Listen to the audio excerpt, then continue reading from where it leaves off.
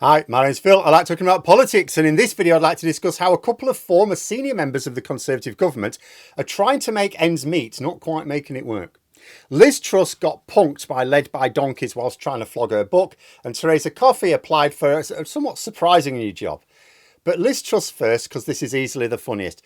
This is actually the second such stunt led by donkeys have pulled. It follows on from a Reform UK campaign rally led by Nigel Farage during the general election.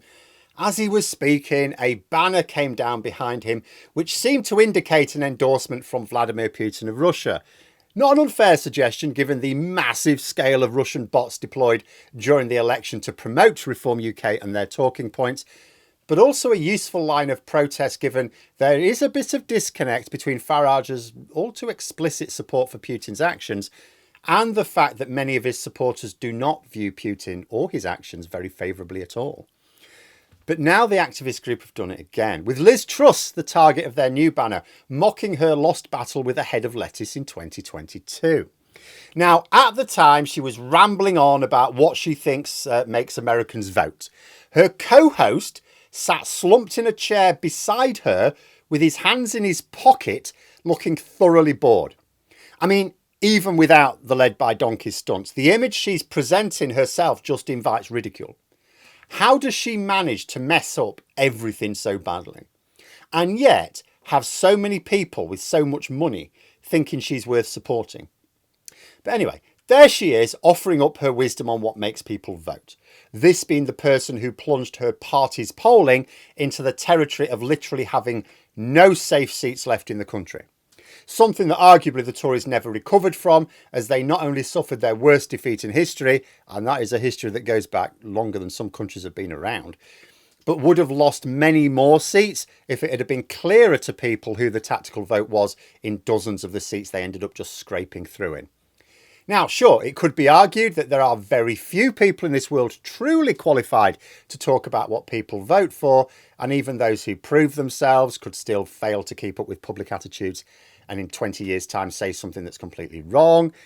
But of all the people who can talk about what people vote for, I think it's fair to say Liz Truss is somewhere near the bottom of the list. But anyway, there she is, rambling away. Someone sat next to her looking like he wants his brain to commit seppuku. And then the banner comes down. For the second time, it comes down behind people speaking who don't notice it. So actually, full marks. Must be a very quiet motor they've got going there. I suspect the most interesting part of the entire speech as well. But her reaction was actually amazing. She had it pointed out to her by someone who came on stage and said, "Oh, look, there's a thing there." And she said, "That's not funny," which actually just made it way funnier. She then buggered off stage in a huff. Now, when we go back to the Farage stunt, okay, like he was apparently really not happy by all accounts, as you can understand. But he at least stuck around to try and carry on his little speech. Granted, not looking best pleased, but to be fair, he didn't look best pleased before he was pranked. But in a sign, one of many signs of just how unfit for politics Truss is and was, she threw a wobbly and huffed off. I mean, politicians invite protests, right? Sometimes the content of the protest is fair and sometimes it's not. Sometimes the specific form of protest is appropriate and sometimes it crosses a line. But as a politician, you have to be able to accept it. Like, even where protests sort of cross the line, as long as they don't sort of leap across it, like unless it's dangerous, politicians have to pretend that it's all part of the rough and tumble of politics and put on a conciliatory tone. For all Truss's experience in politics, she can't even handle something as harmless as this. She's even been going, I'm going to come to this in a moment, she's even been going on this week about the importance of free speech. Someone exercises their right to free speech. That's not funny. I mean, it's not like anyone threw anything at her. There was like no assault on her of any kind. I mean, it comes to something when the orange one, who let's face facts, he's very thin-skinned, isn't he? He managed to look more dignified after being shot at than Truss did when someone brought her banner down with a picture of a lettuce on behind her. And it just highlights for me the complete bafflement I genuinely feel when I realise there are think tanks and the funding sources behind them who are still trying to use Truss as some sort of political asset. She's incredibly, and I think permanently unpopular in the UK. I don't see what value she has in America. She manages to make herself look ridiculous, even when she's not been targeted by protesters. But she is going to invite targets by protesters because, well, that's what happens in politics. And when it happens, she has absolutely no idea how to conduct herself, despite decades of experience in politics where she must have seen other senior politicians shrugging off much worse. She doesn't even hold elected office. She's got no influence of any practical value that I can see. Still, she can at least be of entertainment value to us, I suppose. She can give something back to the country. Leave politics, she should form a double act with Nadine Dorries, put on a comedy show. Wouldn't even take much preparation, like just sit them both down at a table on stage, give them a load of gin, and just feed them talking points and let them go. I have not watched television for years, really, apart from parliamentary debates. I might even make an exception for that. It's not like Truss has got any dignity left anyway.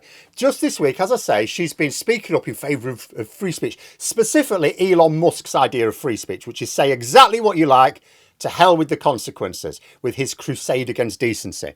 That's what she's been saying, despite the fact that Musk himself took the piss out of Liz Truss just a few days ago. He called her Liz Lettuce Truss. Frankly, I find it amazing that someone with so little dignity that she would publicly back the man who called her that would get annoyed at a little banner with a picture of a lettuce on it. But it wasn't just Truss who was providing me with a little bit of light relief today. Therese Coffey, in a much more understated way. As we were approaching the election, so it was really clear a lot of Tory MPs were going to be losing their seats. Some jumped before being pushed, like, Michael Gove. Many of them started their searches for jobs well ahead of the election. Some still tried to fight their seats, but a lot of them knew that they were basically going to lose it. In fact, there was actually a bit of argy-bargy within the Tory party between those who were actually spending all their time looking for a new job and the rest of them were going, can you actually help the party on the election, please? Can you just do that? But I think the award for total piss take with job hunting goes to Therese Coffey, right? According to The Guardian. Because what the rest of them have been doing, they'll have been applying for consultancy roles in blue chip companies, things like that, No, not Therese Coffey. She applied for a very senior role within the Treasury. A role that pays way more than she would have had as a cabinet minister. And it's not like she was value for money as a cabinet minister.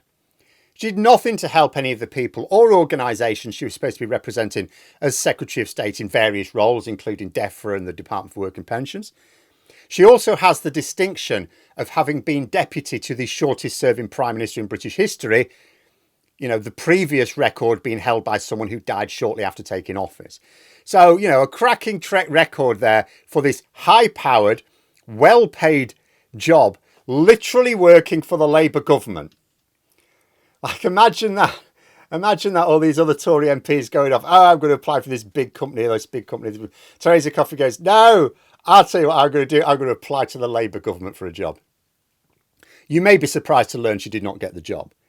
But absolutely top marks for the cheekiest job application. Yeah, I can just imagine what she could do next. She could go, right, I'm going to do this. I'm going to have a laugh, right? I'm going to apply for jobs with my political enemies. Oh, I didn't get that one. I mean, what she could do next, apply for a job at the Home Office. She can work in cyber. So it's nice to see that after devastating so many lives for so many years, a few of them are at least giving something back in the form of top banter. And at least in Therese Coffey's case, I think deliberate. Liz Truss, obviously, this was not deliberate. She had to be poked into making a fool of herself. I think Coffey had to do this deliberately. She doesn't have a background in economics. What's she doing applying for a very well-paid job at the Treasury? She's got chemistry degrees. So I can't imagine, in all honesty, she intended it as a serious application. She's absolutely trolling here. But there we are. Those are my thoughts. If you enjoyed the video, please subscribe for further content and click the like button. You can also sign up for memberships if you'd like to support the channel further. Thanks for watching. Until next time, I'll see you later.